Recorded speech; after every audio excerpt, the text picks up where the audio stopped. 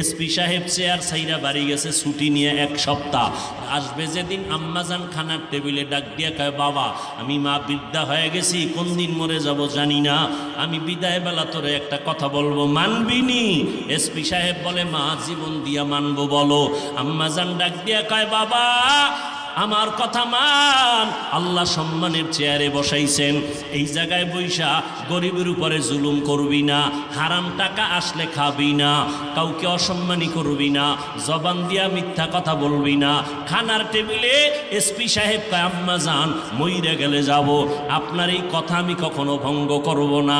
বাড়ির থেকে বিদায় নিয়ে চেয়ারে যখন বসছি, টেবিলের নিচে লক্ষ লক্ষ টাকার বস্তা, লাথি মেরে কয়, আমার মায়ের ওসিয়ত মইরে গেল, হারাম টাকা খাবো না, মিথ্যা বলবো না, যদি চেয়ার ছুটে যায় যাক, আমি মায়ের কথা রক্ষা করব।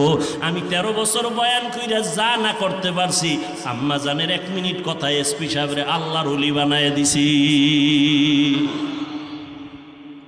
এরে পর্দার আড়ালের আম্মা জানেরা, এই দুনিয়াতে যত ভালো সন্তান হয়েছে মা আপনার অবদানের কারণে হয়েছে।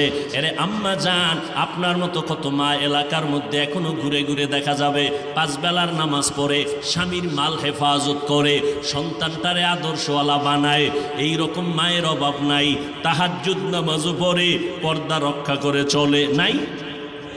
আম্মা জানেরা, যদি মাইকের আওয়াজ শুনে থাকেন একটু চিন্তা করেন, কয়দিন আর বাঁচবেন? এমন কোনো দিন নাই মায়ের লাশের খবর নাই, কিন্তু আপনি মরে গেলে কেউ আপনার নাম নিবে না। হ্যাঁ, তবে যদি একটা দামি সন্তান দুনিয়াতে রেখে যান, ওই সন্তানের উসিলায় আপনি মা কবরে দোয়া পাইতে থাকবেন। ক্বালান নবী সাল্লাল্লাহু আলাইহি ওয়া আলিহি ওয়া সাল্লাম, আদ-দুনিয়া কুল্লুহা মাতা ওয়া খায়রু মাতা'id দুনিয়া আল ইমরাআতুস সালিহা।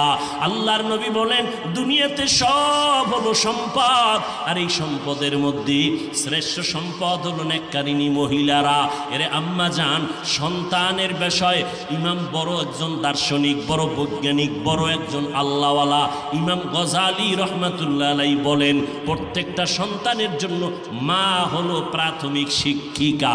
মা সন্তানকে যা শিখাবে সন্তান তাই শিখবে। ওরে আম্মা জান, বাবার তুলনায় সন্তান মাকে ফলো করে চলে বেশি, মায়ের পিছনে সময় দেয় বেশি, বাবার কাছে যায় না, বাবায় সময়ও দিতে পারে না, মায়ের অবদান সব থেকে বেশি। কখন আমি সেই ঘটনা শোনাবো?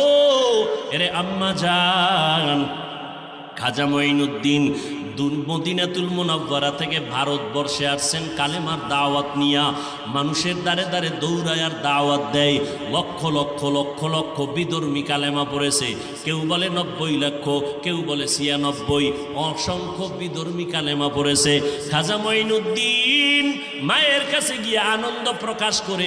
আম্মাজান বলে, মঈনুদ্দিন এত খুশি কেন? আম্মাজান, দিনের দাওয়াতের খেদমতে লক্ষ লক্ষ বিধর্মী কালেমা পড়েছে। মঈনুদ্দিন চিশতি আজমিরি রহমাতুল্লাহ আলাইহির মা বলে, রে বাবা, এটা তোমার কোনো বাহাদুরি না, আমি মায়ের অবদান। মঈনুদ্দিন কা, আম্মা জান আপনার অবদানটা কি? মা ডাক দিয়া কয়, বাবা তুই আমার গর্ভে যখন ছিলি আমি একটা রাত্র ঘুমাই নাই, সিজদায় পড়ে কান্না করেছি আর বলেছি, ও দয়ার মালিক, আমার গর্বের সন্তানকে তুমি জমানার ইমাম হিসাবে কবুল করে নাও, উম্মতের হাদি হিসাবে কবুল করে নাও, উম্মতের রাহবর হিসাবে কবুল করে নাও। শুধু তাই না, এ মঈনুদ্দিন, তুই দুনিয়াতে আসার পরে আমি মা তোরে দুগ্ধ পান করাইছি 2 বছর পর্যন্ত। আল্লাহর জাতের কসম, আমি তোরে যতবার দুধ পান করাইছি, একটা ফোঁটা দুধও বিনা অজুতে তোর মুখে দেই নাই। আম্মা জানেরা, এই রকম মা যদি ঘরের মধ্যে থাকে, ওই সন্তান আল্লাহর ওলি হবে না কেন? ওই সন্তান জগৎ শ্রেষ্ঠ সম্মানের চেয়ারে বসবে না কেন? এরে